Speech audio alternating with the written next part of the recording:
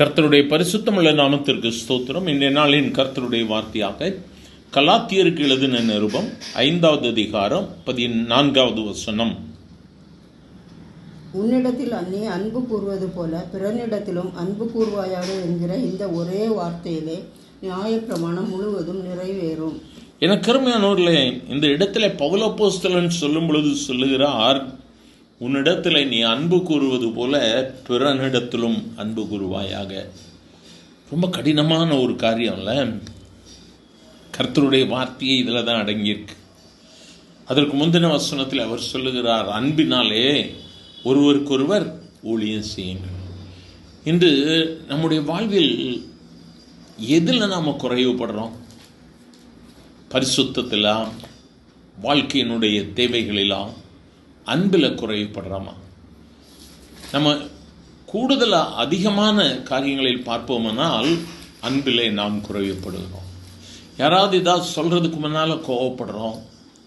நம்மை குறித்து யாராவது தவறாக சொல்லும் பொழுது நம்மால் அதை பொறுத்து கொள்ள முடியல. நம்ம ரொம்ப கவுண்டர் பண்ணுறோம்.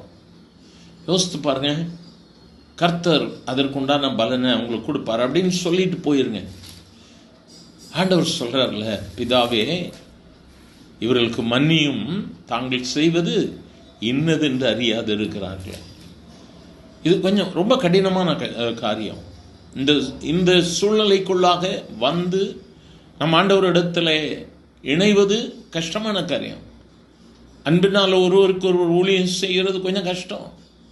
சர்ச்சுக்கு போகும்போதே நமக்கு விருப்பம் இல்லாதவங்க ஒரு பெஞ்சில் இருந்தால் நம்ம அந்த கடைசி பெஞ்சுக்கு போயிடுவோம்ல.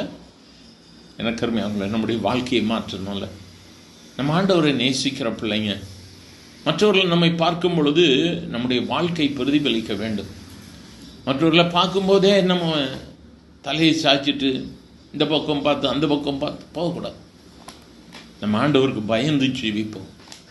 நீங்கள் இன்னைக்கு ஒரு முடிவெடுங்க, ஆண்டவரே எனக்கு அந்த கிருபையை தாங்க, ஆண்டவரே என்னை விரோதிக்கிறவர்களையும் நான் நேசிக்க எனக்கு அந்த கிருபையை தாங்க.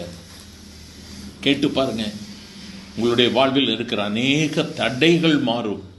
எனக்கு அருமையானவர்கள், இது ஒரு பெரிய ரகசியம். நீங்கள் நேசிக்கிறேன் என்று சொல்லி கர்த்தரிடத்தில் அர்ப்பணித்து கண்ணீரோடு கூட ஒப்பு கொடுத்து கேளுங்க, கர்த்தர் உங்களுக்கு உதவி செய்வார். உங்களுடைய வாழ்வில் ஒரு பெரிய மறுமலர்ச்சி உண்டாகும். கர்த்தரை நோக்கி கூப்பிடலாமா? எங்கள் அன்பின் ஆண்டவரை, ஆசீர்வதிக்கப்பட்ட அந்த காலை வேளைக்காக நன்றி அப்பா. அன்பிலே ஊழியம் செய்யவும் ஆண்டவரே, என்னிடத்தில் நான் அன்பு கூறுகிறது போல பிறனிடத்திலும் அன்பு கூறுவதற்கு அந்த இருதயத்தை எங்கள் ஒவ்வொருவருக்கும் தாங்க ஆண்டவரே. ரொம்ப கடினமான இந்த காரியம். ஒரு பொல்லாத உலகத்தில் வாழ்கிறோம். தவறான வார்த்தைகளை எங்கள் மேல் சொல்கிறாங்க. எங்களுக்கு விரோதமாய் பல காரியங்களை செய்கிறாங்க. தாங்க முடியலை என்று சொல்லி கண்ணீரோடு கூட அந்த வார்த்தைகளை கேட்கலாம். ஆனாலும் தேவ சமூகத்தில் ஒப்பு கொடுத்து ஜெபிக்கிறோம். எல்லாரையும் நேசிக்கிற மனப்பான்மையை கர்த்தர் எங்கள் ஒவ்வொருவருக்கு தாரும். ஆசீர்வதியும். இயேசுவின் நாமத்தில் பிதாவே, ஆமேன், ஆமேன்.